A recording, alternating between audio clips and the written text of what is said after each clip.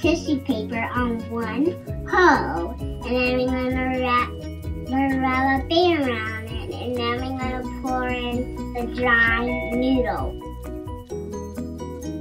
Alright, next step is put tissue paper on the other hole and put a rubber band around the tissue paper.